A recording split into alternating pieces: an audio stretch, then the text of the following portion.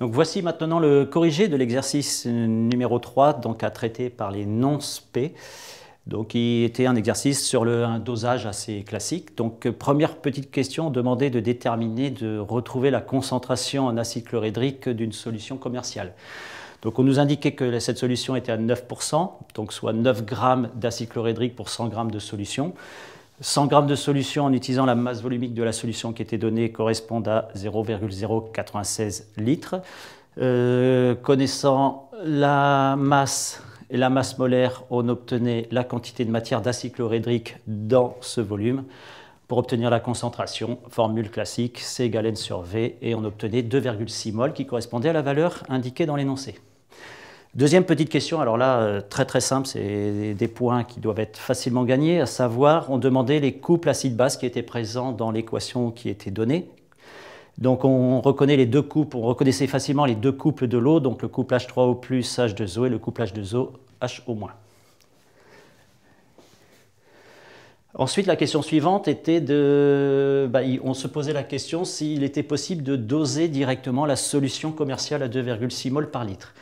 Donc on rappelle la formule que l'on obtient à l'équivalence lors d'un dosage acido-basique avec des coefficients stoichiométriques 1 et 1, comme c'était le cas ici. Donc le volume à l'équivalence théorique partant d'une solution à 2,6 mol par litre était de 260 ml. Les burettes faisant 25 ml, évidemment, il était impossible de réaliser ce dosage directement.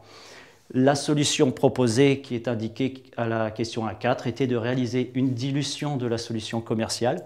En diluant cette solution, on diminuait la concentration de la solution et donc, par conséquent, le volume à l'équivalence. Question 1.5, on demandait maintenant de déterminer la concentration de la solution commerciale par un dosage. Donc on indiquait, comme c'était prévu, comme on l'a vu précédemment, qu'on réalise une dilution par 20. Donc Ca' étant la concentration de la solution diluée, la concentration de la solution initiale serait égale à 20 fois cette concentration. Le volume à l'équivalence trouvé sur les courbes, donc c'était une méthode conductimétrique, donc il suffisait de tracer les deux droites, de regarder l'abscisse du point d'interception de ces deux droites. On obtenait un volume à l'équivalent de 12 ml. En réutilisant la formule utilisée précédemment, on obtient la concentration Ca' de la solution diluée, donc de 1,2 10-1 mol par litre.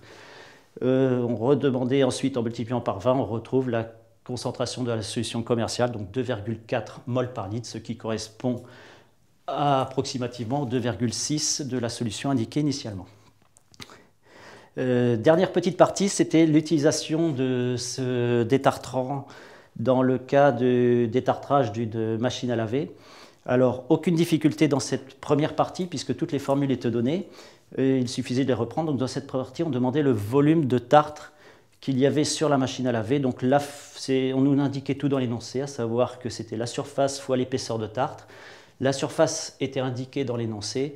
En remplaçant les valeurs numériques, alors petite difficulté, il fallait faire attention de bien mettre les longueurs en mètres dès le début pour éviter d'avoir des conversions difficiles par la suite. On obtenait un volume de 20 10-6 mètres cubes, soit 20 millilitres pour ceux qui l'ont traité directement en millilitres. Donc dernière question de cet exercice, on demandait s'il était possible de détartrer entièrement le tambour de la machine à laver en utilisant un flacon de détartrant.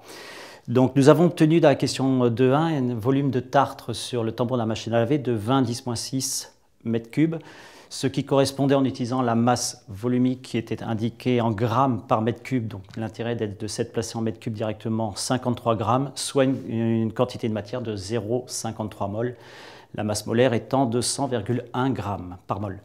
Pour faire réagir ces 0,53 mol de tartre et les faire disparaître entièrement, d'après l'équation bilan, on voit qu'il est nécessaire d'avoir 2 fois plus d'ion H3+, donc soit 1,06 mol.